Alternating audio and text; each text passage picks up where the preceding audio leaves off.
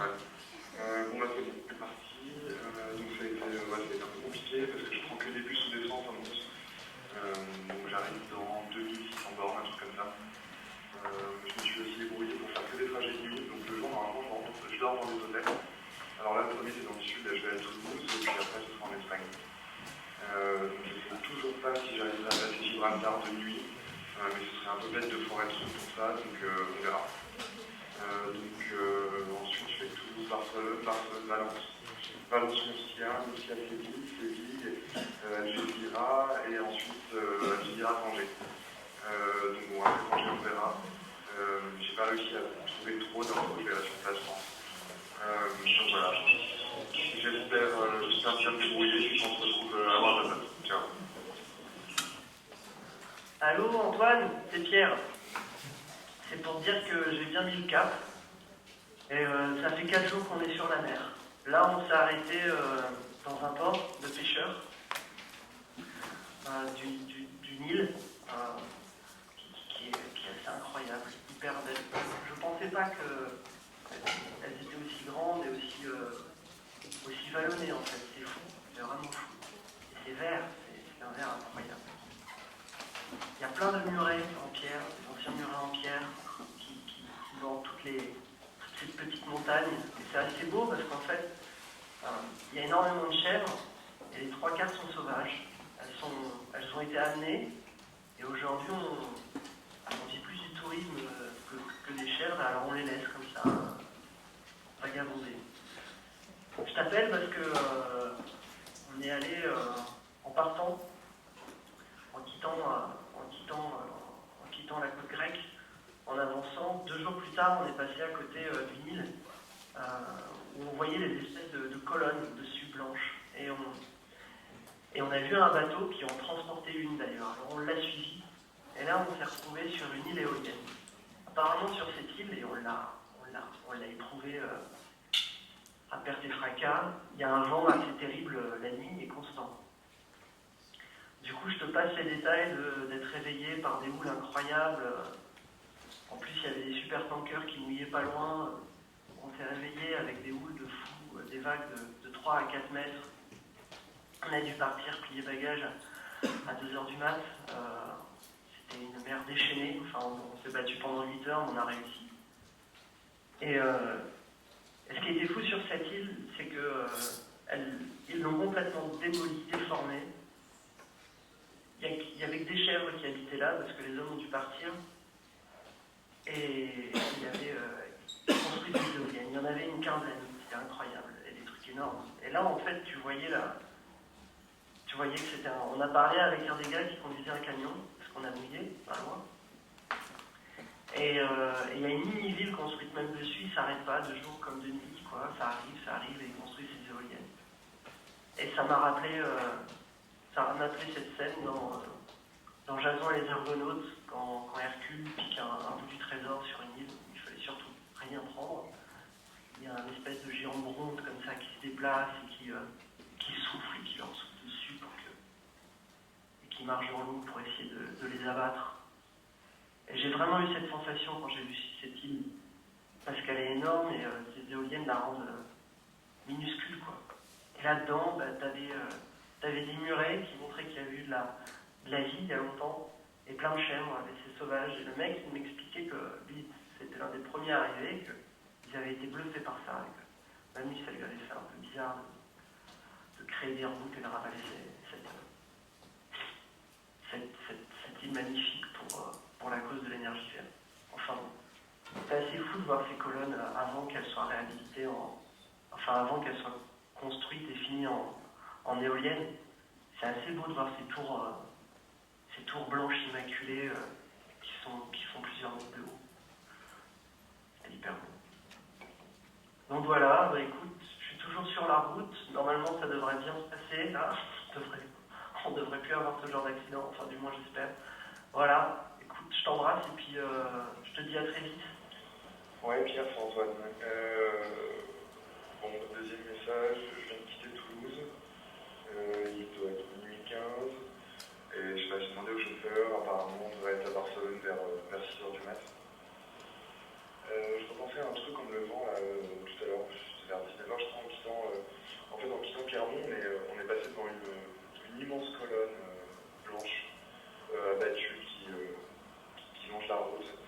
crois que c'était une pièce de Anne et Patrick Poirier. C'était un hommage à Ledoux. Je ne sais pas si tu vois qui c'est, Ledoux, Nicolas Ledoux. C'est un architecte utopiste qui a même utilisé des colonnes alternant des sections rondes, des carrés, et les Poirier prenaient ça un peu pour continuer leur boulot sur cette idée du futur qui n'arrivera pas, sur les ruines, etc. Et je crois que c'est à ce moment-là que je me suis dit que j'étais sur la bonne route. Et puis par rapport à ton message, j'avais aussi l'impression d'avoir croisé les mâts d'éoliennes dont tu parlais avec ces colonnes, parce que là, elle était disloquée, quoi. Et d'ailleurs, cette île Rochelle et aux éoliennes m'a tout de suite replongé en fait, dans l'île d'Aran qu'on avait arpenté pendant une dizaine de jours avec l'intercalaire. Et là-bas, on avait rencontré un personnage un peu remarquable de l'île qui s'appelait Terry the Terrible. Et il nous avait confié qu'il luttait un peu de manière politique avec les habitants pour installer une éolienne au large de l'île. Ça leur permettrait en fait de rendre l'île indépendante énergétiquement, quoi. Et puis à Aran, on s'attendait à avoir beaucoup de moutons, et puis quand on est arrivé, en fait, il n'y en avait plus. Il y en avait aucun, on a dû en voir 3-4 à plus, quoi. Même si au final, dans les magasins, tous les magasins de souvenirs de l'île,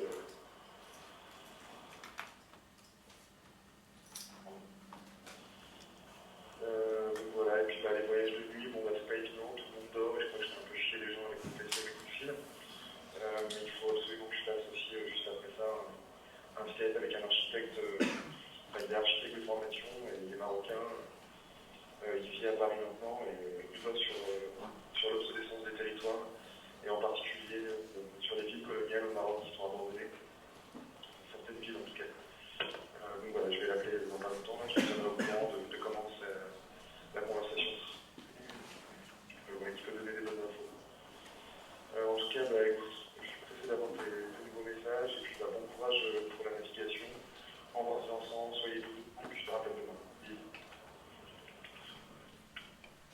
Salut Antoine, j'ai eu ton message, écoute, c'est super, quoi, t'es en bonne route là. J'espère que ça va bien se passer, quoi.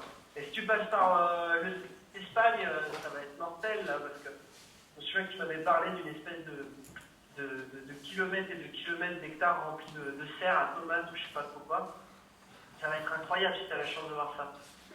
En tout cas, nous, on a essayé de descendre au sud par l'ouest. C'est pas top du tout. On a vraiment une mauvaise météo, alors on va essayer par l'est.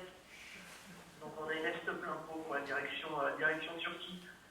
Donc voilà, et c'était pour te faire écouter un peu la mer aussi. Écoute-moi ça.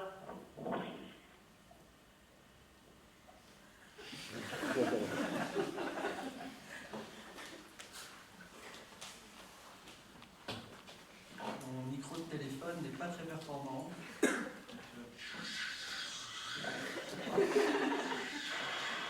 Ouais, salut Pierre. Bon ça y est, j'ai dit au revoir à la France là, tout a l'air de bien se passer.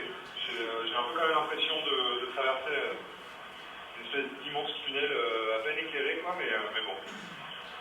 J'essaie de regarder le paysage, mais c'est assez limité. Alors pour le coup, j'essaie un peu d'imaginer ce que toi tu peux voir, la couleur de l'eau, la couleur du ciel, ce bouillonné là qu'on a dans la bouche, et puis le vent de pleine mer, les bruits des remous et des vagues sur la coque du bateau. Enfin, je sais que tu as mis des chefs, mais je peux poser aussi la question des oiseaux.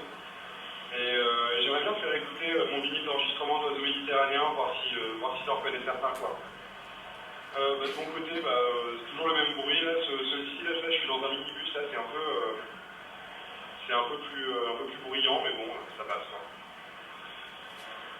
Ouais, donc voilà, et puis si, là, il y a toujours les éoliennes, je les imagine, en fait, parce que je vois les espèces de diodes rouges et blanches qui tournent un peu, certaines ne pas, mais voilà, je me dis qu'elles continuent d'ouvrir la route jusqu'à Gibraltar. Bon, je te rappellerai quand j'aurai posé les pieds sur le sol marocain. Embrasse mon cher capitaine Blébois et puis soyez prudents, ouais. Allez, ciao, à bientôt. Salut Antoine, c'est Pierre. Écoute, je t'appelle peut-être la dernière fois avant que j'arrive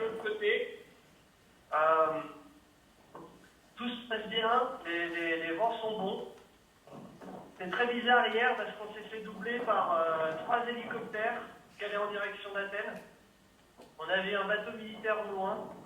Et c'est assez particulier.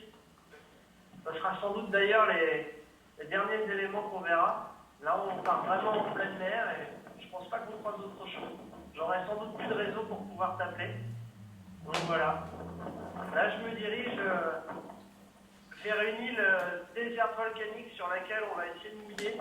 C'est très bizarre parce qu'à côté, je vois comme un feu noir en pleine mer. C'est hyper particulier. Je te dirai peut-être si j'arrive à voir ce que c'est ou si je m'en rapproche ou si j'ai du réseau, voilà. Écoute, je te dis à très vite. Franchement, je suis sûr d'arriver de l'autre côté maintenant. C'est bon, tout est bien parti.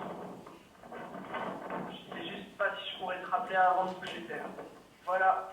Écoute, je te dis à très vite et bon courage pour ta route. N'hésite pas quand même à essayer de m'appeler, même si j'ai plus de réseau, qui sait. Voilà. Bisous. Bonsoir à toutes et à tous. Merci beaucoup d'être là ce soir avec nous. On vous a donc convié à cette sorte de conférence pour vous présenter deux choses. Premièrement, un voyage de recherche qu'on a effectué tous les deux au Maroc et dont vous venez d'entendre les prémices. La deuxième chose qu'on va vous présenter, c'est un objet qui a découlé de ce voyage, qui s'est construit pendant et qui a vu le jour après, qui est une édition qui s'appelle Contre-champ de l'Atlas, qui a été éditée par l'école. Alors, vous avez des exemples. Merci l'école. Vous avez quelques exemplaires qui circulent, il y en a un par rangée. On va vous expliquer un peu plus tard, pourquoi est-ce qu'on ne les fait que circuler. Mais pour essayer de compenser ça, en bout de fil, vous avez des feuilles qui circulent. Ceux qui veulent recevoir une version PDF de cette édition, écrivez-nous vos noms et vos adresses mail. Et on se fera un plaisir de vous les envoyer, peut-être avant de pouvoir vous en offrir. Sinon, on est en train d'en poser à la bibliothèque de Brigitte. Du coup, vous pourrez consulter les versions imprimées, on en mettra 4-5. Si vous voulez avoir la version papier, l'emporter chez vous pour la lire un petit peu, ça serait super d'avoir vos retours. Alors juste pour nous représenter, parce qu'on l'a déjà fait en début d'année, mais on va se représenter, histoire que vous remettiez en tête un peu sur quoi on travaille. Donc, je m'appelle Antoine Barraud, je suis étudiant-chercheur à la coopérative de recherche des Beaux-Arts de Clermont et je travaille autour d'un thème, d'un sujet, je ne sais pas trop comment l'appeler, qui pourrait s'appeler Résurgence contemporaine du sentiment romantique. En gros, j'essaye, à travers une exploration physique ou même dématérialisée, à travers cette exploration d'un monde très architecturé, avec un monde occidental en particulier, très architecturé, avec une géopolitique très complexe et une histoire qui est aussi très complexe, tronquée. Je tente de cartographier ce que je pressens d'une réactivation mélancolique. J'essaye de faire ça par différentes formes, que ce soit des formes comme celle qu'on vous présente ce soir. Personnellement, je considère que ce qu'on va vous dire pendant 1 heure et quelques, c'est une forme aussi, mais ça peut être aussi des formes plus proches de mon travail plastique que je développe puisque je suis un très jeune artiste et que je suis diplômé de ces écoles. Moi, dans cette réactivation mélancolique qu'Antoine pressent, j'entrevois une porte d'entrée vers une mythologie contemporaine. Dans cette contraction du monde connu, où l'ailleurs n'existe soi-disant plus et où le présent doit être appréhendé par une optimisation immédiate du temps disponible, l'homme voit dans les ruines d'une idéologie industrielle vacillante des formes de repos. L'ouverture vers un nouveau monde pour Antoine et pour moi, l'intérêt pour les gestes des habitants de cette nouvelle mélancolie, propre à un romantisme empreint d'une mythologie pour moi. Donc moi je m'appelle Pierre Fruloni, je suis un étudiant-chercheur en 3e année, la dernière, et je travaille sous l'écho d'un sujet qui pourrait s'appeler les outils de résistance face à la ruine dans l'errance. Et donc en fait je tourne autour de plusieurs points en Europe et au-delà de la Méditerranée. D'ailleurs, dans les enregistrements que vous avez pu entendre, c'est quand j'ai tenté de la traverser pour essayer de comprendre au final comment s'est construit et bâti Paul Virilio dit le littoral, la dernière frontière, et qu'est-ce qu'est devenu la Méditerranée et comment elle se construit aujourd'hui et comment on réagit autour et à l'intérieur et qu'est-ce qu'elle représente. Donc Pierre explore ce qu'il appelle lui-même des entre-espaces. Et moi, en fait, ces entre-espaces, en fait, je les regarde comme des lieux au statut un peu flottant qui peuvent parfois être appelés des non-lieux. Et en gros, ces lieux au statut un peu flottant ou ces non-lieux m'intéressent particulièrement parce que j'ai l'impression que c'est des lieux privilégiés pour l'émergence de nouveaux récits, voire même d'une humanité un peu autre, avec une histoire parallèle qui aurait pu s'y développer. Je me demande même parfois si une seule humanité est un jour existée, je me dis que peut-être que en fait, c'est dans ces lieux-là en fait, existe vraiment cette haute humanité avec une autre histoire. Et c'est ce qui rend pour moi le recours à la fiction aussi intéressant dans ce que ça peut révéler de nos sociétés, à cheval entre une cohésion de l'espèce dominante, à savoir l'humain, et les rapports de force qui la morcellent. C'est se confronter à d'autres cohérences que mon regard occidental n'a pas encore pu rencontrer, et où en même temps l'exotisme n'a absolument pas lieu d'être depuis l'avènement de la démocratisation de l'information en ligne en fait. Je me demande aujourd'hui si l'exotisme a encore une vraie question, étant donné qu'on peut se balader sur Google Earth très facilement. Et donc en fait, si on partage les points de vue l'un sur l'autre, c'est que depuis 2 ans, on sent qu'on a un terrain commun, qu'entre nos 2 recherches respectives, un territoire se dessine, et on a commencé à vouloir l'explorer parce qu'on pense que ce territoire peut nous aider à y voir plus clair et même à nous permettre de préciser des objets ou des notions. C'est comme un territoire où on s'entraide sur des notions et communes. Et on a voulu voir où ces notions se rencontrent, où elles commencent, où elles s'arrêtent. Et ça a commencé par un objet et un endroit. Donc l'objet,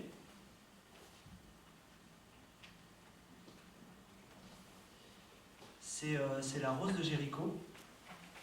Alors c'est une fougère qui parcourt les terres poussées par les vents et les animaux. Quand elle trouve un point d'eau, elle s'ouvre et grandit. Puis, quand il n'y a plus rien, elle reprend sa route. Elle peut ainsi parcourir des centaines de kilomètres et vivre des centaines d'années. Mais aujourd'hui, ces trajets sont raccourcis, morcelés. Stoppée par les constructions humaines, elle s'entasse au pied des murs, des grillages, vivant de l'ombre que produisent ces architectures. Une humidité artificielle d'un paysage politique où les corps se contractent, se contraint. Et le lieu ? Et le lieu, il se trouve que c'est donc les studios Atlas.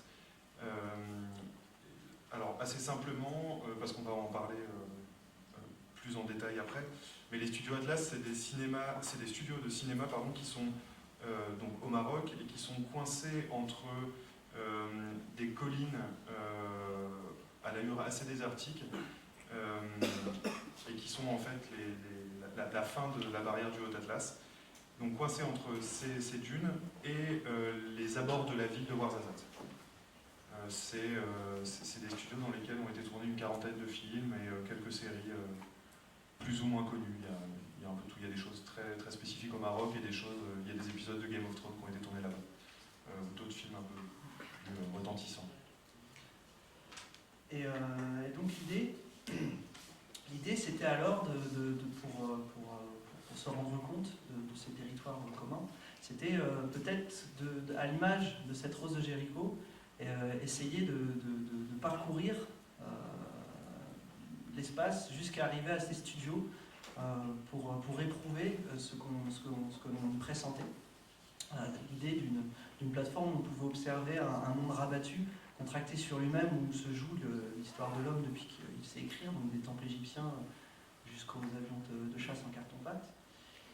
Et donc là, avec vous, on va aborder 5 points qui nous ont amené à délimiter les contours de ces territoires communs et qui ont amené l'édition qu'on vous présentera en deuxième partie, qui est Contre-champ de l'Atlas. Donc la première. Alors, juste, je fais un tout petit insert qui n'était pas vraiment prévu, mais parce que c'est un oubli.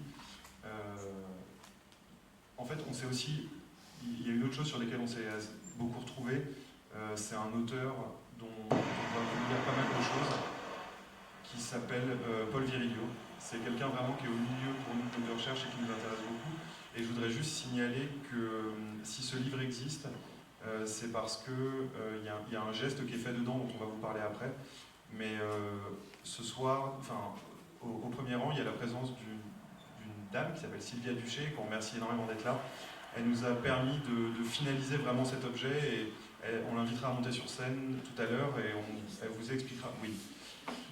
Et elle vous expliquera pourquoi, voilà, pourquoi elle est là ce soir et en quoi elle nous a aidés. Par rapport à la traduction. Enfin, merci, c'est un peu compliqué comme exercice, hein, c'est le premier. Mais c'est une scène techniquement. Donc revenons à ce contour de ces territoires que nous avons réussi à dessiner avec la première notion. Qui est en fait qui est en fait la route, vraiment cette route en fait qui nous a permis de nous déplacer. Donc suivre une route comme la Nationale 9, c'est avancer sur une ligne tracée, matérialisée, physique. Le paysage qui se déroule à gauche et à droite ne peut être appréhendé en même temps par la même personne. De chaque côté, 2 rouleaux sur lesquels sont imprimées des images sans fin se déroulent et se réenroulent au fur et à mesure que nous avançons. D'où l'importance d'être 2.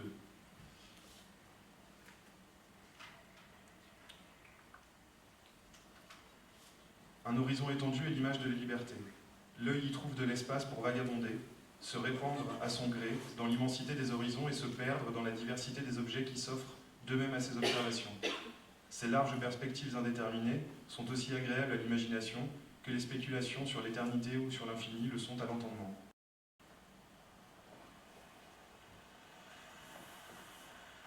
S'il y a des gens qui s'intéressent de savoir ce que c'est, je vous dirai après.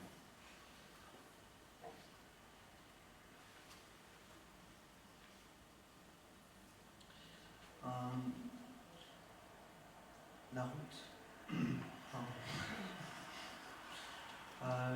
La route, du coup, ça devient notre fil narratif, ça devient notre point de vue commun, ça devient notre outil à la narration pour comprendre ce que l'on voit, ce que l'on observe, c'est notre point d'appui commun.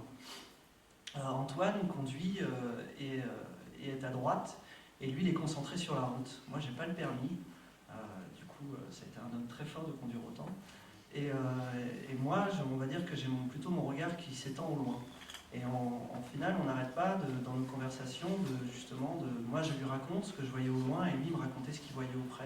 Donc on n'arrêtait pas de comparer nos points de vue et d'essayer de mesurer une certaine épaisseur qui commençait à naître entre nous. Et ce qui était surtout très intéressant pour nous sur cette route, c'est que la Nationale 9 commence bien avant Marrakech, qui était la ville sur laquelle on a commencé le périple. Elle commence sur la côte atlantique. Et pour nous, c'était intéressant parce qu'on voyait vraiment cette route, ce fil, comme un mouvement, une onde que l'on empruntait, une vague, un mouvement qui était lancé et qu'on essayait de suivre et de se poser dessus.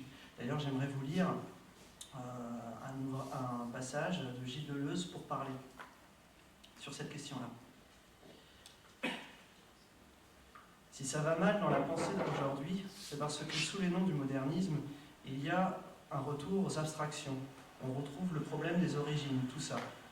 Du coup, toutes les analyses en termes de mouvement, de vecteurs sont bloquées. C'est une période très faible, une période de réaction. Pourtant, la philosophie croyait en avoir fini avec les problèmes des origines. Il ne s'agit plus de partir ni d'arriver, la question était plutôt qu'est-ce qui se passe entre. Et c'est exactement la même chose pour le mouvement physique. Le mouvement, au niveau des sports et des coutumes, change.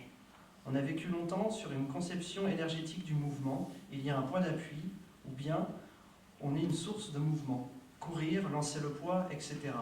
Cet effort, résistance, avec un point d'origine, un levier. Or aujourd'hui, on voit le mouvement se définir de moins en moins à partir de l'insertion d'un point de levier. Tous les nouveaux sports, surf, planche à voile, deltaplane, sont du type insertion sur une onde préexistante.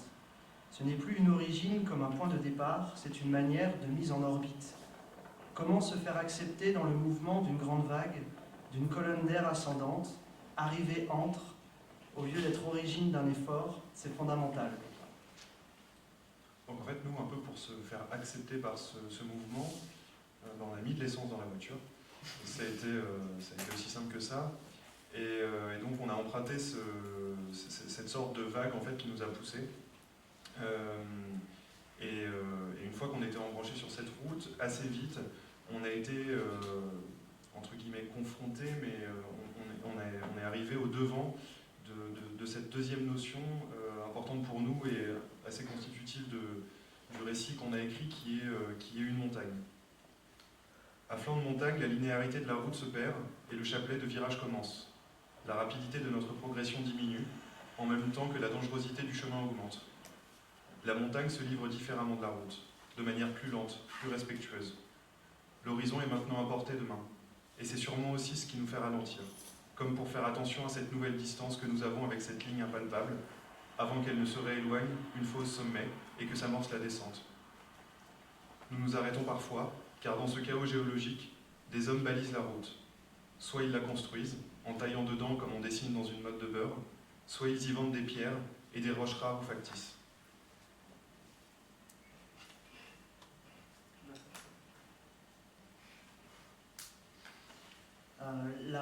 Et c'est là où on parlait tout à l'heure de romantisme, et c'est là où pour nous ce point commun de vision qu'on a du paysage romantique se partage même avec des gens qu'on rencontre et qui vivent dans ces montagnes. La route était en travaux, parce que et en fait, quand on a parlé des travaux avec un vendeur de gemmes et de fossiles, il nous a dit oui, la route travaille, la route est en travail. Et on commence, au fur et à mesure de nos conversations, même entre nous deux, à vraiment voir des éléments du paysage se personnifier et le paysage revêtir des personnes. Et toujours autour de cette route qui, dans la montagne, avant, quand on était dans la plaine, la route est posée comme ça sur le paysage. Et dans la montagne qu'on creuse pour pouvoir mettre la route, d'un seul coup, on a une visibilité, on a une présence du passé par ces strates géologiques qui sont sur le côté. Et on commence à sentir ce fil narratif comme ça, qui oscille entre passé et présent. Et on sent ce mouvement comme ça, d'une frise temporelle, géologique. Une temporalité qu'on touche. On commence à toucher. Donc et cette route qui nous conduit vers le prochain point. Et donc voilà, en fait, c'est bon, c'est ce qu'il dit en fait, c'est cette première approche de strates de temps qui sont comprimées dans des strates géologiques et dans la montagne qu'on voit parce qu'en fait la montagne est éventrée pour faire passer la route et donc on arrive à voir très facilement ces strates. On a aussi l'impression qu'elles annoncent des contractions de temps. Et c'est ce qu'on va découvrir dans le point d'après, qui est donc là, très directement, les décors de cinéma au Bad Ouarzazate. Là-bas, le temps s'est arrêté, rafistolé par les besoins du cinéma, de la production d'images et de l'imaginaire. L'espace, le monde est rabattu, réduit à peau de chagrin.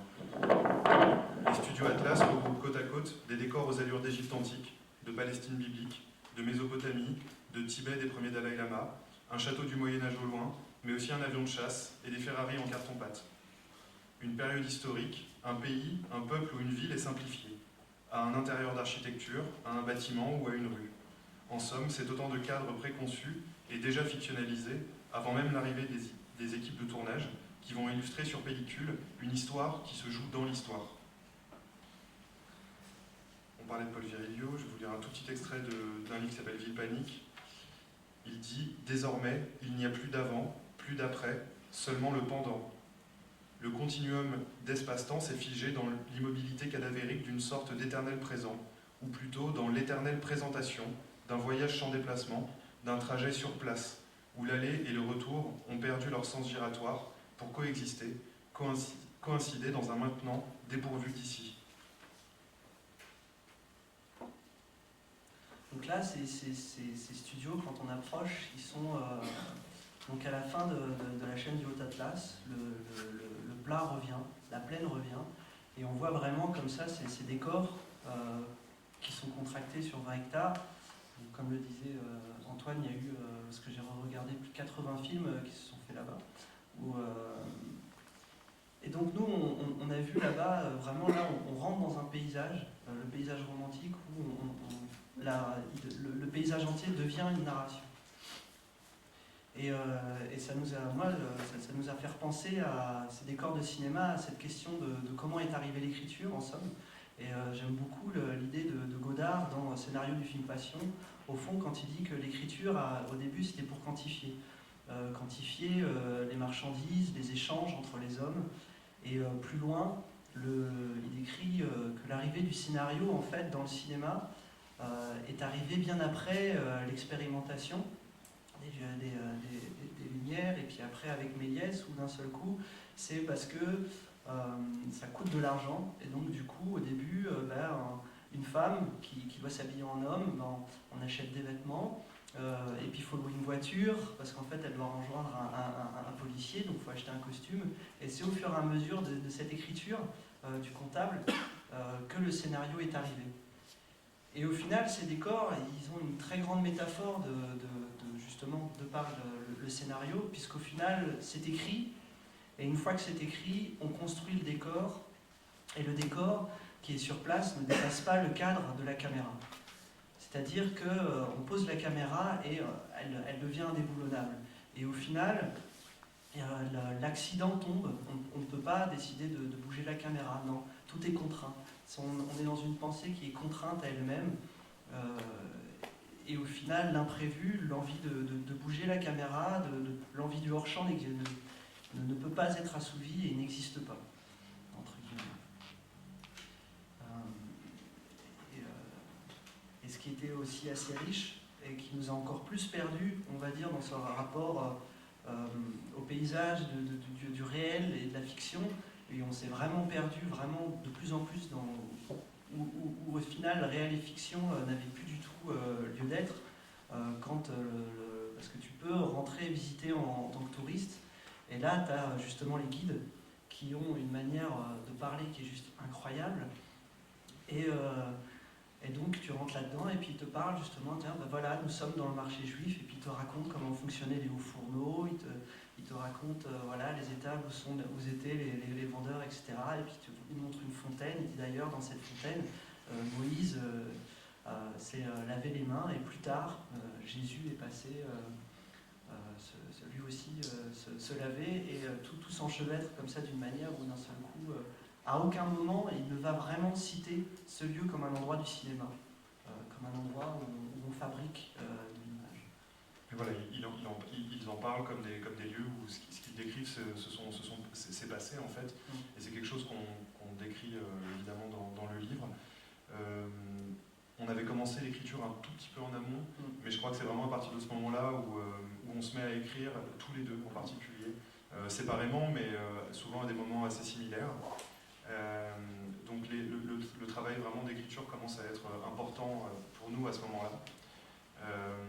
Et puis on repart. On repart après nous être perdus dans ces histoires, dans l'histoire, dans cette parcelle de terrain qui réunit des morceaux de monde. Notre objectif a été atteint, mais comme la route continue, nous continuons aussi.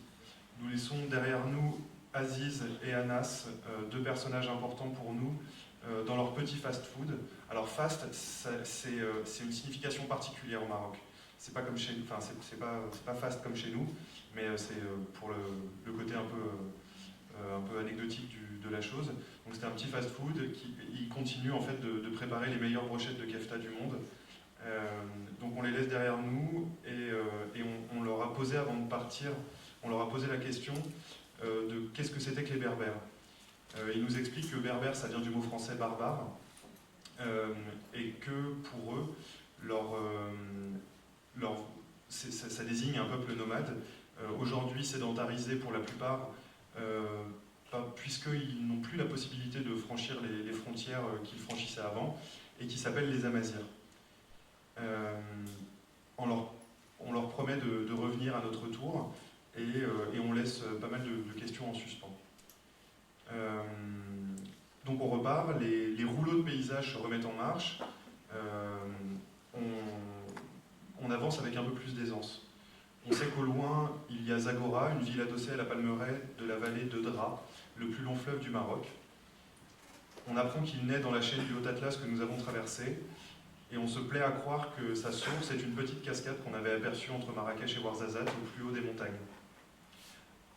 Une fois arrivé à Zagora, Mostafa, notre logeur, nous fait visiter la Palmeraie, qui est si je dis pas de bêtises, qui est le 4e point important de notre voyage.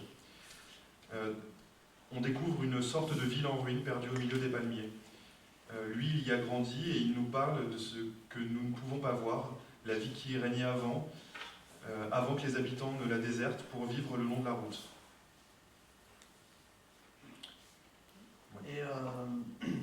Et donc en fait, quand on va vers lui, on retombe dans ces questionnements de cette culture, parce qu'on voit un signe qu'il a autour du cou. Et là, il nous explique que sa famille vit dans la Palmeraie, que c'est l'une des dernières. Et à ce moment-là,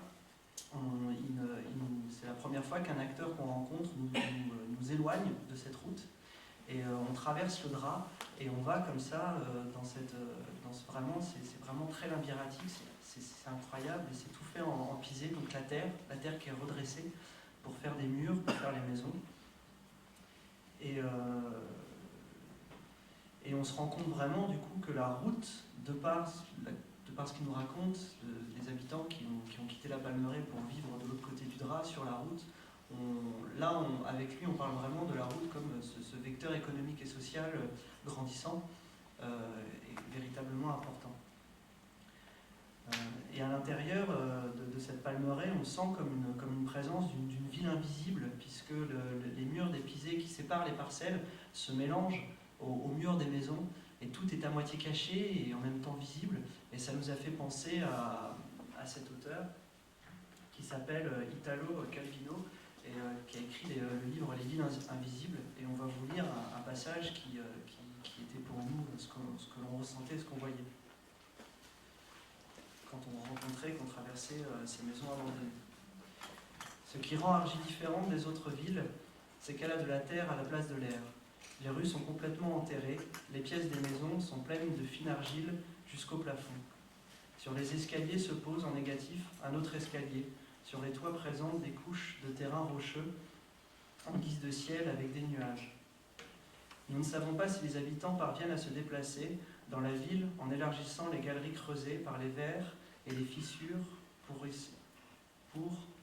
par où s'insinuent les racines. L'humidité défait les corps et ne leur laisse pas ou peu de force. Ils doivent rester immobiles, allongés. D'ailleurs, il fait noir. D'Argy, du dessus où nous sommes, on ne voit rien. Il y en a qui disent « c'est là-dessous ». Et il faut bien les croire. Les lieux sont déserts. La nuit, en collant l'oreille contre le sol, on entend quelquefois une porte qui bat.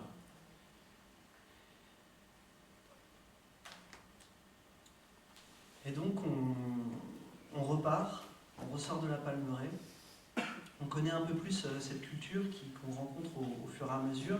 Et avant de partir, Moustapha nous parle du Tifina, qui est l'écriture en fait des Amazirs, que son petit frère apprend à l'école, et qui est en fait une écriture qui n'a ressurgi que depuis 30 ans, car en fait elle s'est perdue, cette écriture, à l'arrivée de la religion musulmane et des Arabes sur tout le nord de la côte, surtout le au nord de l'Afrique. Et du coup, ça fait 1000 ans que cette écriture avait disparu, mais par contre, le langage, lui, était resté dans les familles. Et nous repartons plus loin. Nous continuons. Donc on continue la route et on emprunte une dernière section de route bitumée. On quitte Zagora pour Mamid, pour rejoindre les portes du désert. À un moment très précis et en même temps difficilement définissable, la route et le désert se rencontrent. Le sable s'immisce dans les creux des graviers jusqu'à les faire disparaître. Devant nous apparaît une forme de la grandeur. Par grandeur, je n'entends pas seulement la masse d'un objet isolé, mais l'étendue de tout ce qu'on voit, considéré d'un seul tenant. Telles sont les perspectives qu'offre une campagne ouverte, un vaste désert, un énorme amas de montagnes, des rochers et des précipices immenses, ou une large étendue d'eau, qui ne nous frappe pas seulement par la nouveauté ou par la beauté de leurs aspects, mais par cette espèce de magnificence rude qui apparaît dans maintes œuvres de la nature. Tous ces petits extraits que je vous lis, c'est un livre d'Ivan Le Scanf qui est à la bibliothèque qui s'appelle « Le paysage romantique et l'expérience du sublime ». Donc avec Antoine, quand nous continuons nos lectures, nos écrits, et comme on l'expliquait avec les décors que nous avons traversés, où la fiction se mélange au réel et le réel à la fiction, et cette route, ce point de vue commun, qui est notre fil narratif avec lequel le paysage s'exprime et nous arrivons à le lire. D'un seul coup, en fait, quand nous arrivons avec la voiture derrière Mahamid, qui est la dernière ville qu'emprunte la nationale 9, on voit la route, ce fil narratif qui disparaît sous le sable. C'est-à-dire que la route ne se finit pas d'un seul coup, mais vraiment disparaît sous la couche du sable qui commence à s'étendre pour devenir le Sahara occidental. Et là, on est pris à un moment parce que ça fait 10 jours qu'on est là, qu'on y va, on est pris dans un état d'esprit, on est pris dans toute une pensée du corps, de la réflexion, des rencontres.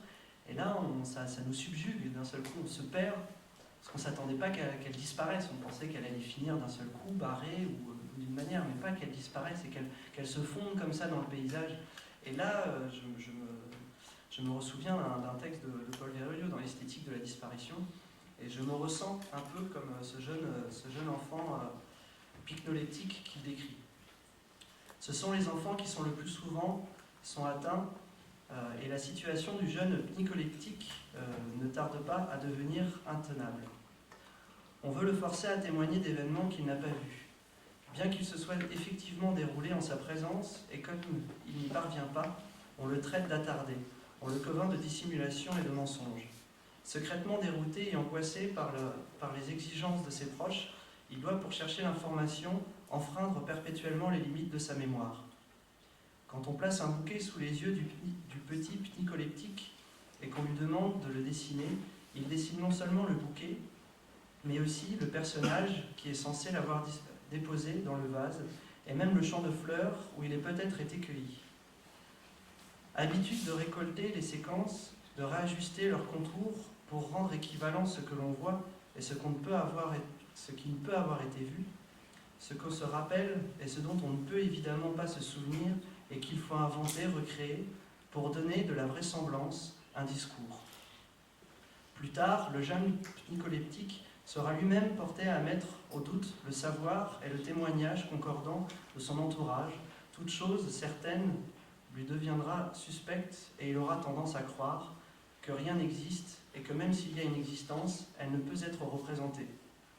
Et que même si elle pouvait être représentée, elle ne pourrait certainement pas être communiquée ou expliquée aux autres. Et c'est là où en fait on pose la voiture et on est là comme ça devant toute cette immensité et on repense à ce qu'avait lu Antoine.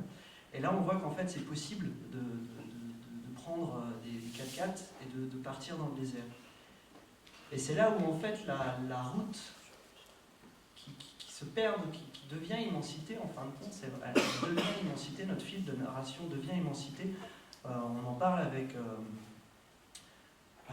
notre guide qui nous explique en fait que cette route, elle existe dans la mémoire, puisqu'en fait, Mahamid, c'était la porte vers les caravanes menées par les Amazirs pour faire des échanges commerciaux de l'autre côté du Sahara, donc au sud, avec les Berbères. Et qu'aujourd'hui, ils étaient bloqués. Avec les Touaregs. Avec les Touaregs. Voilà, il y a un panneau à l'entrée du désert avec un ticket Tombouctou, 52 jours de marche.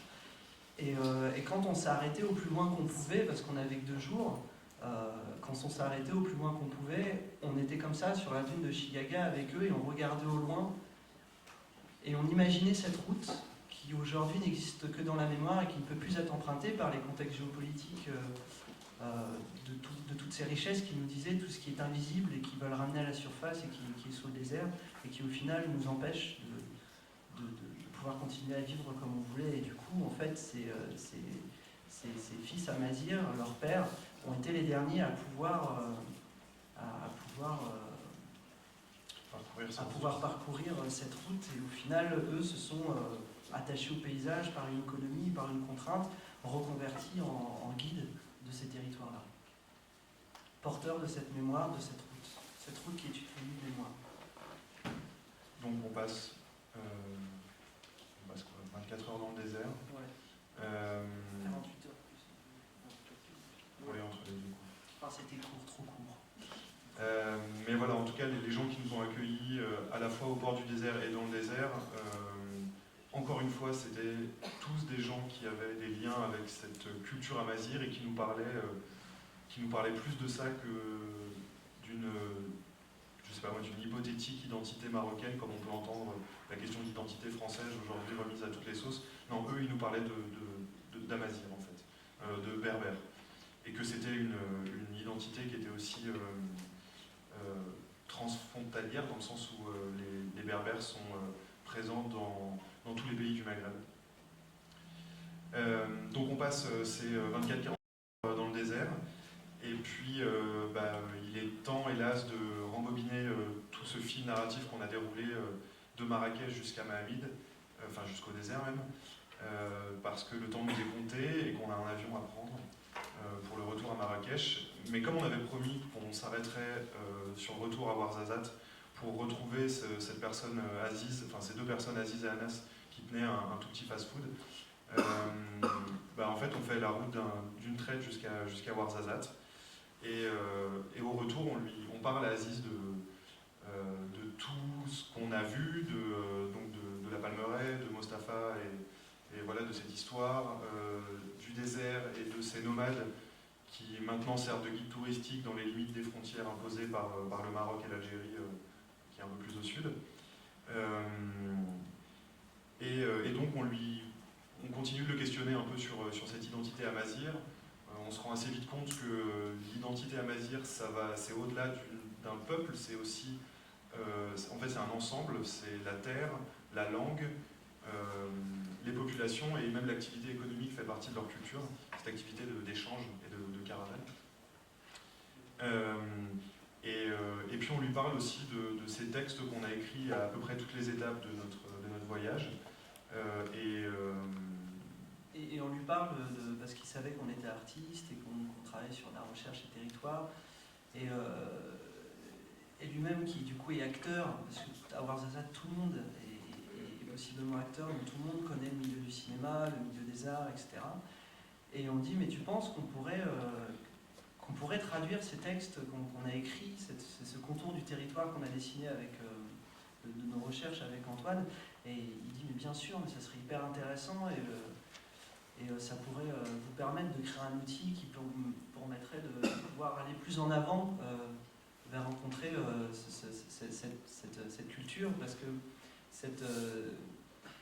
c'est pour nous l'émergence de cette culture dans le contexte géopolitique méditerranéen, c'est pas rien aujourd'hui, dans le contexte politique que tout le monde voit, plus ou moins connaît, dans lequel on est.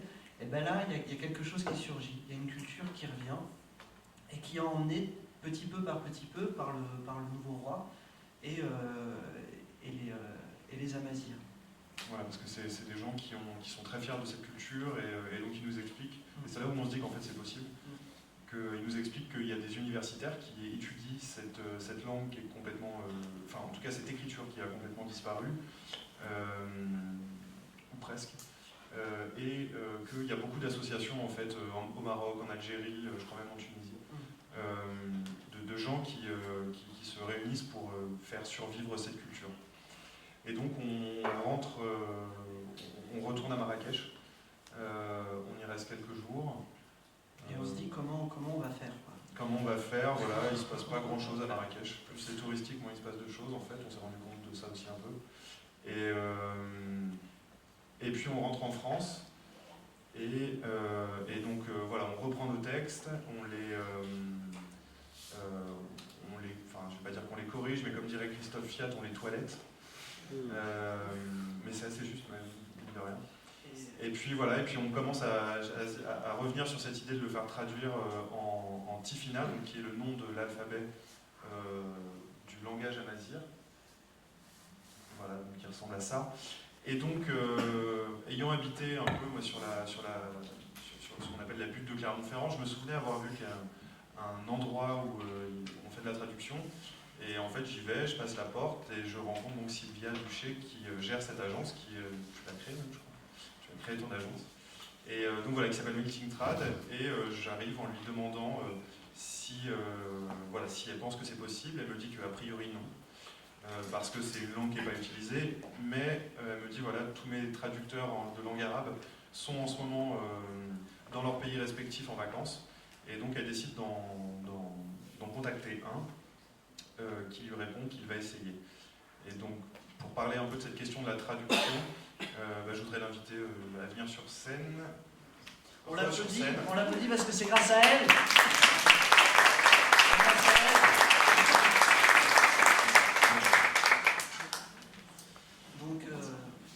Voilà, nous c'était intéressant aussi de vous faire partager et de vous faire connaître ce qu'on a rencontré nous aussi par toute cette question de la traduction qui est très fort pour nous. Et donc Sylvia, on l'a invitée pour qu'elle puisse, qui est elle-même traductrice et a monté cette agence, puisse nous raconter un peu voilà, comment on fait, qu'est-ce qui se passe, quel est cet espace. Et peut-être que la première question ce serait, voilà, qu'est-ce que pour toi c'est la traduction, qu'est-ce que c'est que de faire cette action en fait. Bonsoir à tous, vous m'entendez? Je ne sais pas si on m'entend bien. Donc déjà merci beaucoup de m'avoir invité ce soir, je suis très touchée et très émue de pouvoir être là à cette restitution sous forme de conférence, parce que ça a été un travail de longue haleine et que je ne pensais pas un jour qu'on en arriverait là, donc je suis très très contente et très fière de vous. Pour moi, la traduction, c'est pas rien, puisque j'ai voulu créer ma propre agence et en faire mon propre métier.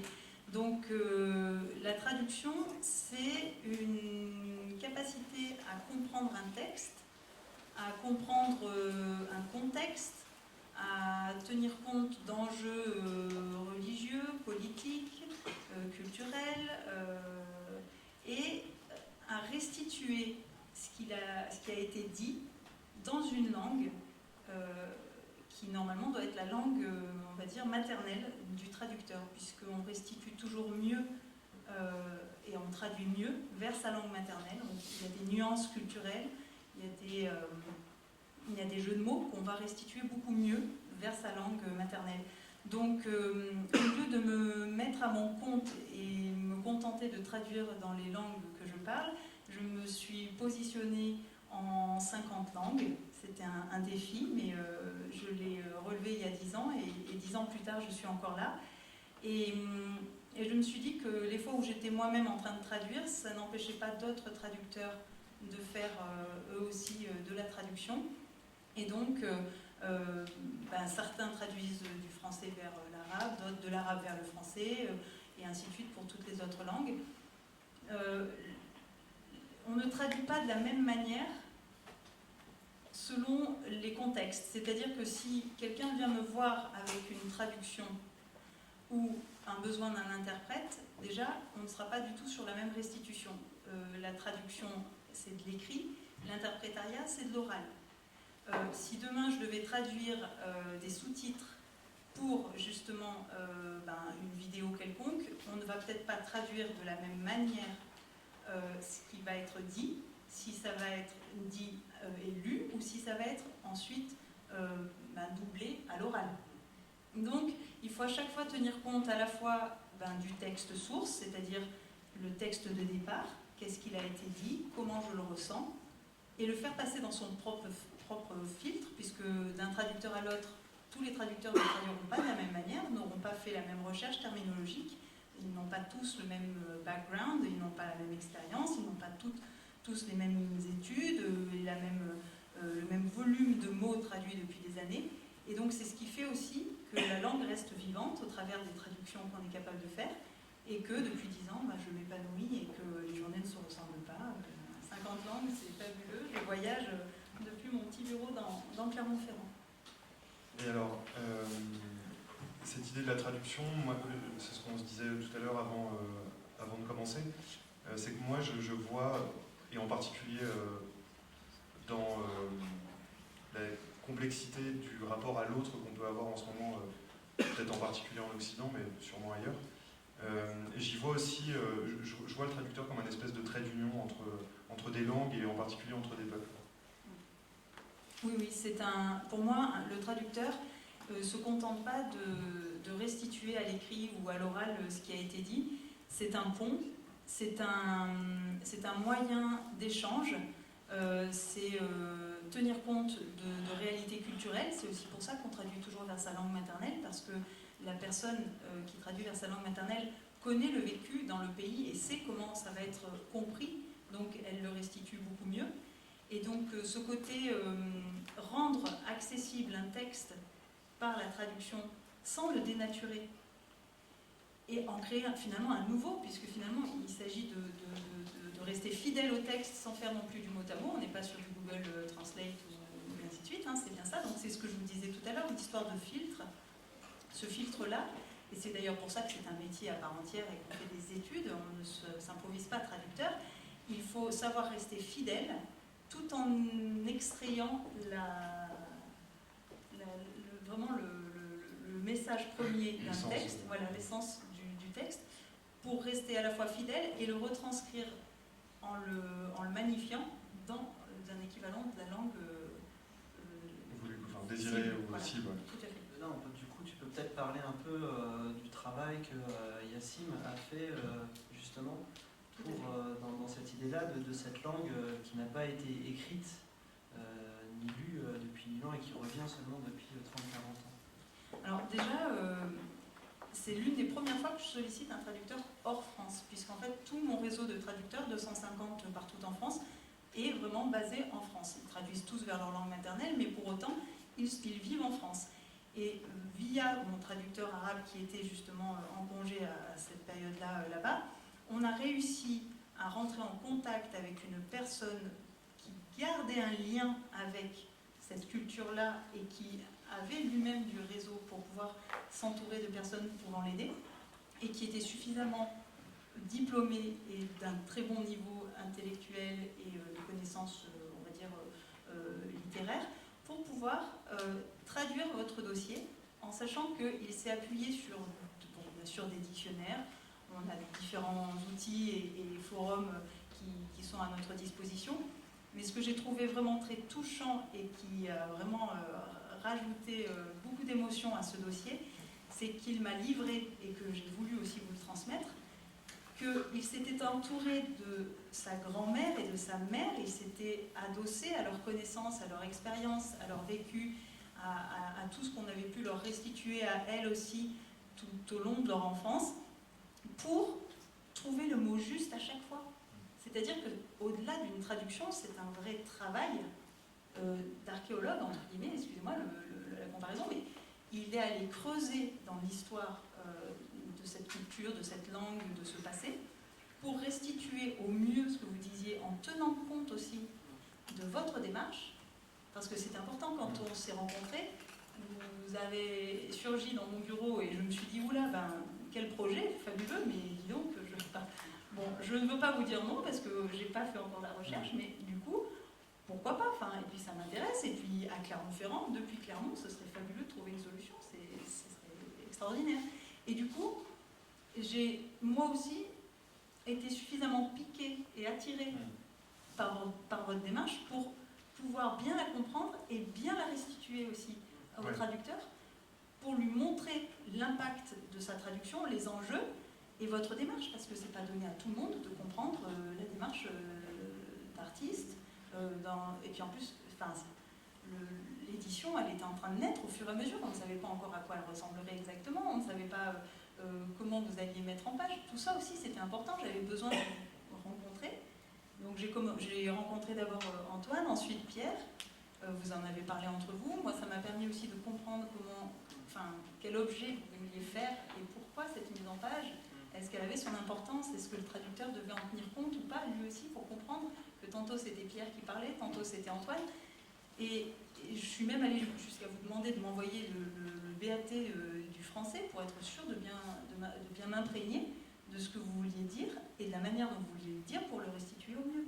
Parce que c'est vrai qu'il y a ce jeu où on a fait un texte qui est choral, on va dire un texte choral, où en fait c'est une suite de notions qu'on s'échange avec Antoine. Donc tantôt lui va écrire 10 lignes et puis moi je vais en écrire 5 et ainsi de suite, comme on le voit un peu dans la mise en page, si vous avez pu regarder le livre.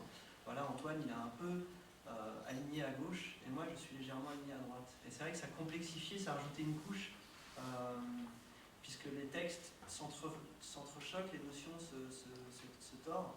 C'est vrai que ça rajoutait une complexité à...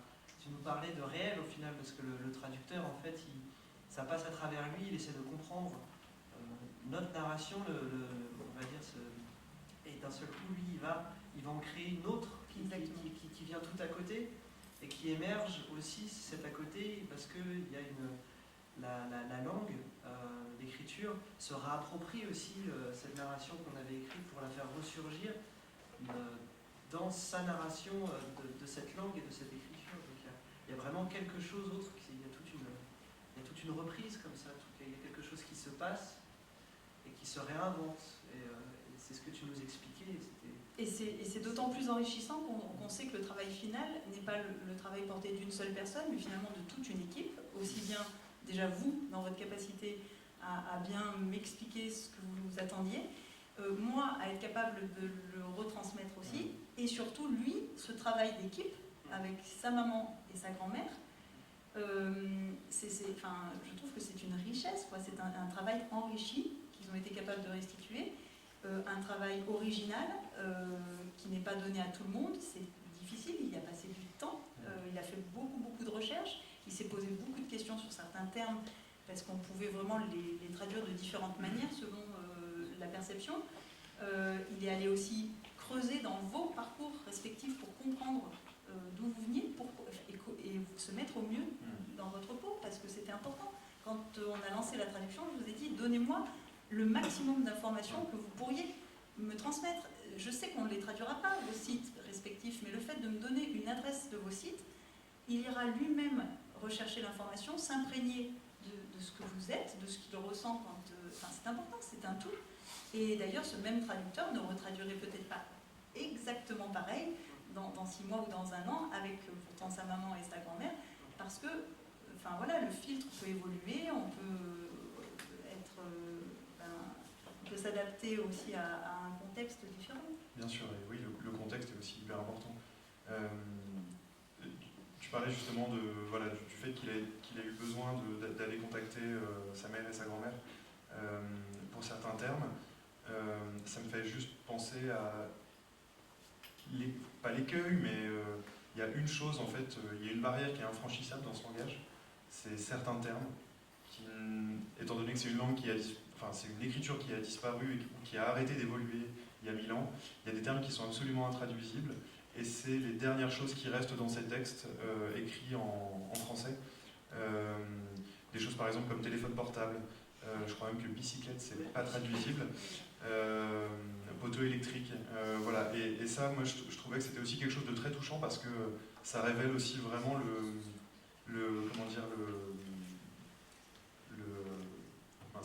l'aspect très antique et en fait les écueils de cette langue. Ça révèle un temps. Et c'est ce qu'on a retrouvé aussi, parce comme vous avez vu, on a beaucoup parlé du rapport au temps, à la temporalité comme un mouvement. Et là, il y a une mise en lumière aussi, des choses qui avancent, des choses qui évoluent.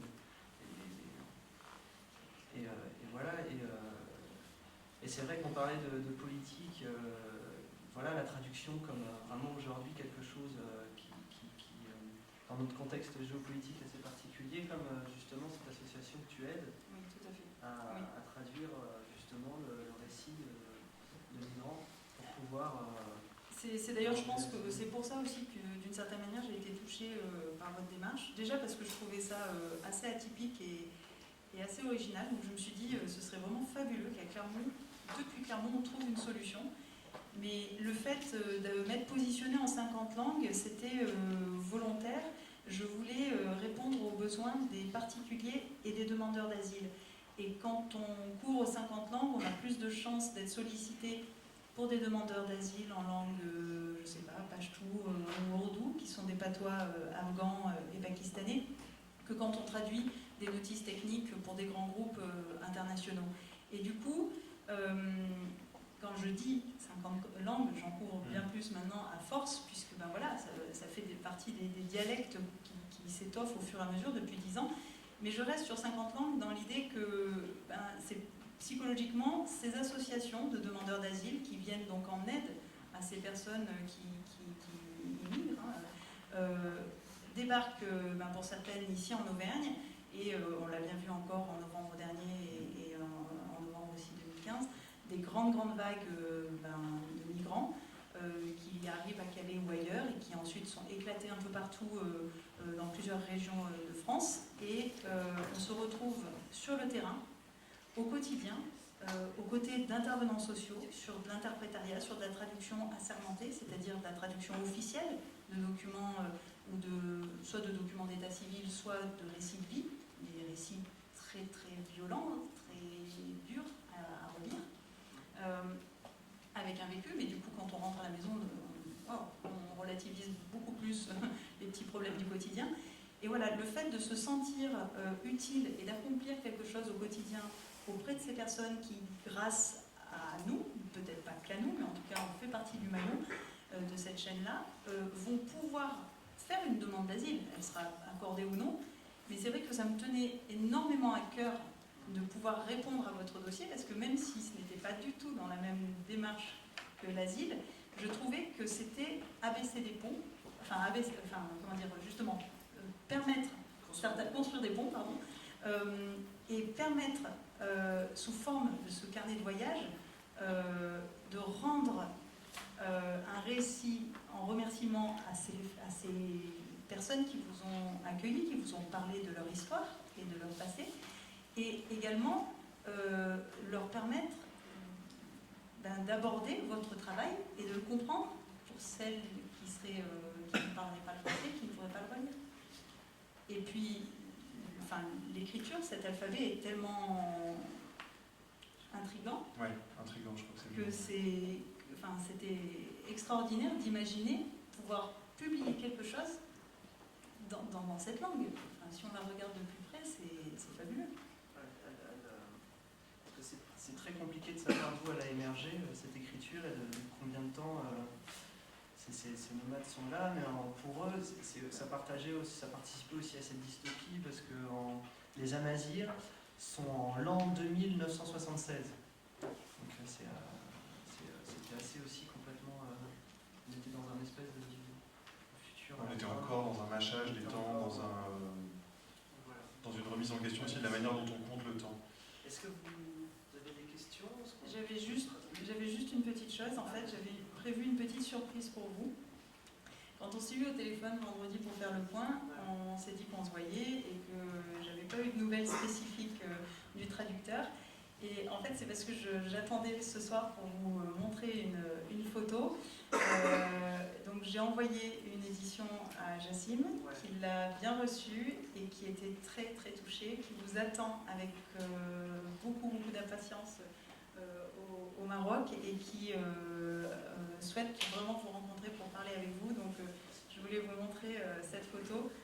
Et donc c'est Jassim, le traducteur, qui est avec le manuscrit édité, et qui voulait vraiment vous remercier en attendant de vous rencontrer, de pouvoir mettre un visage sur un prénom.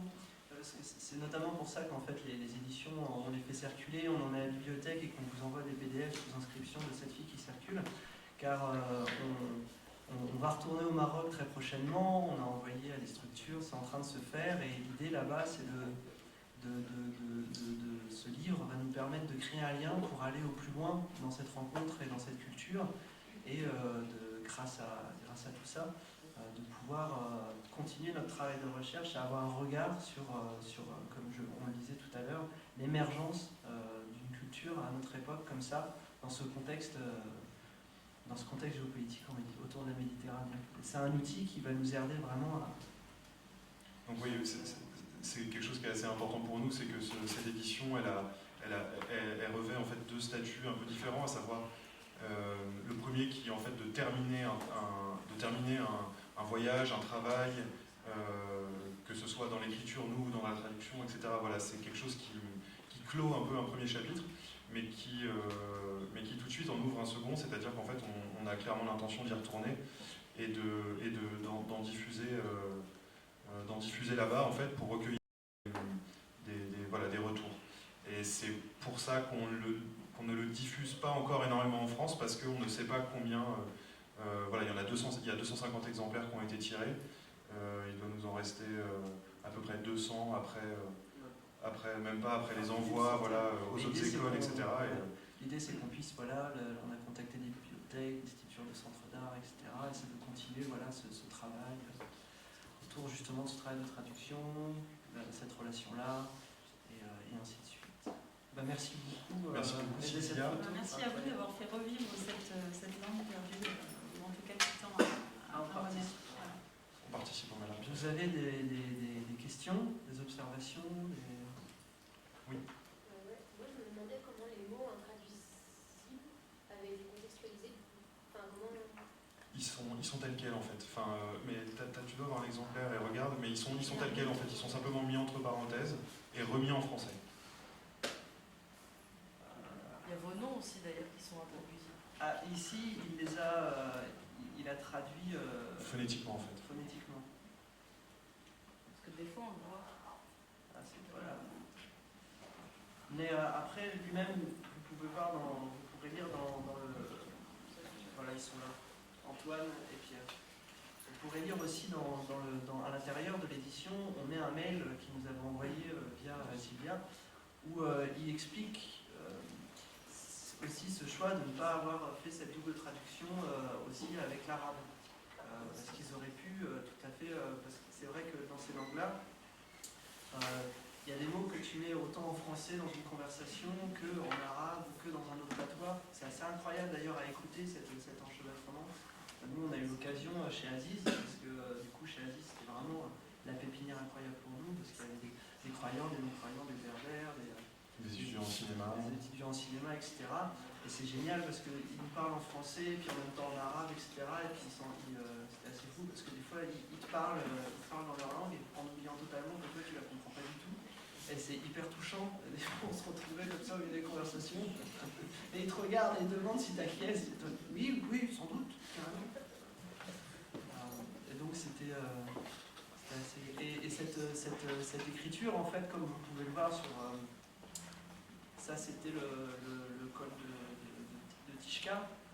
Et en fait, cette écriture, elle apparaît de plus en plus sur les bords d'autoroute, enfin sur les bords de cette route, sur les cailloux, il y a des signes qui arrivent. Et ce qui est aussi compliqué, c'est qu'il y a des mots-images, c'est-à-dire que il y a des formes, par exemple le Z de Tifina, qui est ici, on le voit un peu en tout petit, donc, et ces deux croissants de lune inversés avec ce trait vertical, c'est devenu un symbole, c'est devenu une réelle image. Dans leur culture, c'est un signe pour eux de revendication, mais surtout de paix, qu'on peut retrouver beaucoup en Libye, sur certains soldats qui se disent pacifistes, les soldats pacifistes qui agissent et qui essaient de pacifier des zones, donc de garder des zones sécurisées, et qui le portent sur le front, donc c'est le Z. Et donc c'est aussi la complexité de cette langue où certaines lettres sont devenues des vrais symboles, des vraies images. C'est aussi le symbole des Kabyles algériens. Sur leur drapeau, il y a cette lettre Z peinte en rouge. Et l'idée de se revendiquer, donc au Maroc, il y a trois peuples berbères. Et en Tunisie, en Algérie sur tout le nord. Il y en a plusieurs et ils sont vraiment en train de se rallier tout doucement sous le nom Amazigh, avec cette typographie Tifinagh qui en fait a été sauvegardée par les Touaregs qui vivaient justement en dessous de ce Sahara et qui eux ont pu garder cette écriture qui a muté, qui n'est plus vraiment la même, mais qui a servi de base pour reconstituer l'écriture au Maroc. Donc il y a aussi ces peuples qui se réunissent et qui discutent ensemble et qui sont en train vraiment de s'unir autour d'une identité, de faire attention à la place que chaque peuple va prendre et sous quel nom et comment, et il y a quelque chose qui se constitue. Mais pas en tant qu'État, ils ne veulent pas du tout une indépendance, c'est du tout cette question-là, parce qu'ils partent du principe que eux ce sont des nomades et que la terre elle appartient à tout le monde. Et justement, ils sont plutôt dans l'idée de rouvrir une culture et juste de dire c'est compliqué parce qu'on essaie de rencontrer tout ça et de comprendre. Je ne veux pas non plus dire des bêtises, je prends des pincettes, mais ils veulent vraiment, juste on existe et on peut être un nouveau symbole aujourd'hui autour de la Méditerranée. On peut être un nouveau symbole, on peut ouvrir de nouveaux dialogues, on peut peut-être permettre une évolution et un nouveau caractère de ces territoires, sans en prendre le pouvoir, sans s'affirmer, mais juste en faisant force et peut-être que de par leur unification et leur réunion, peut-être pouvoir ouvrir les choses et faire que la politique, la géopolitique se passe différemment. Donc c'est un mouvement qui est en train de venir et soutenu par le roi du Maroc. Tout petit peu, par petit peu, c'est compliqué. Comme le disait Aziz, c'est compliqué. Voilà. C'est compliqué, mais ça vient. Ils sont patients, comme il dit. On est très patients. On a attendu plus de 1000 ans. Tout va bien, tout va bien. On peut entendre encore un peu 1000 ans. Je me demandais si ça avait été difficile pour vous de retrouver la police de caractère. Alors, ça, c'est l'IRCAM. Donc, c'est l'Institut Royal de la culture amazigh, qui ont la typographie téléchargeable sur leur site et que vous pouvez aller voir si ça vous intéresse un peu plus, de rencontrer toute cette culture et de voir un peu plus près. Elle est téléchargeable, il y a des dictionnaires aussi, des portails vers des dictionnaires, parce que du coup il y a cette écriture-là qui est très ancienne, mais qu'ils ont modernisé avec les lettres d'alphabet que on va dire le plus grand nombre existe, les lettres ABCD avec les 26 lettres. Voilà. Oui. Et ce travail de traduction, il a pris combien de temps? Il a couru sur combien de temps? Ouais. Je sais plus. 2-3 semaines. Ouais, on était sur 3 semaines. Le travail de traduction lui-même, c'était 2-3 semaines, je crois. Ouais. 3 semaines. Mais il l'a reçu avant le bouquin, un peu longtemps avant. Mais globalement, depuis notre retour du Maroc, je pense qu'on est rentré il y a 6 ou 7 mois. Après, on triche parce que pour un petit format, ça fait plus de papier, ça c'est à savoir pour les mémoires. Plus tu fais un format petit, plus tu triches en volume. Donc en fait, il y avait 10 pages, il y a en gros 10 pages à 4. Il y a 10 à 4 de texte, donc en fait, rapporté à une mise en page. C'est vrai qu'en 3 semaines, c'est incroyable. On s'est dit, ça va peut-être nous prendre 6 mois. En fait, on ne savait pas du tout. C'est vrai que d'un seul coup, c'est arrivé. Je me souviens, on était là, sans déconner. C'est fou de voir le. Et il y a des choses assez belles. Par exemple, moi, dans le bouquin, qui est plus une description de l'île, donc, en fait, je parle beaucoup d'acteurs qu'on a rencontrés de nos voyages. Et Antoine, qui est beaucoup plus sur une description, une topographie du paysage. Ces textes à lui, des fois, sont plus courts à la traduction. Oui, c'est vrai. Ces textes, des fois, sont plus courts. Et moi, des fois, ils sont un peu plus longs. Donc, il y a aussi, c'est aussi qu'on a hâte de retourner là-bas, de voir aussi comment ce paysage qui a fait naître cette narration, ce qu'on vous racontait avec tous les livres, les passages, et comment, au final, ça s'est transformé, comment cette langue transforme aussi et voit elle-même le rapport temps. Parce que toutes les langues ont un rapport au temps différent. Le présent n'existe pas dans toutes les langues, par exemple. Le rapport aussi à la contextualisation. Il y a beaucoup de langues où la question du contexte n'est pas trop présente. C'est vraiment un monde assez... donc, on va découvrir aussi les spécificités qui ont écrit ce paysage pendant plusieurs millénaires, parce que les Berbères, enfin les Amazirs, du coup, vivent là-bas depuis plus de 4000 ans. Et cette langue et cette écriture perdurent de cette manière-là depuis aussi. Voilà. Eh ben, on vous remercie beaucoup d'avoir été là, d'avoir été patient. Et puis, On est en coopérative de recherche, si vous voulez nous parler de manière un peu plus... Vous êtes les bienvenus. Et merci beaucoup d'avoir pris le temps. Et puis on vous tient au courant de... Oui. Bon, je voulais vous dire bravo parce que moi j'avais lu le livre et vous l'avez super bien présenté, de faire venir cette personne, parce que moi je ne sais plus le prénom. Sylvia.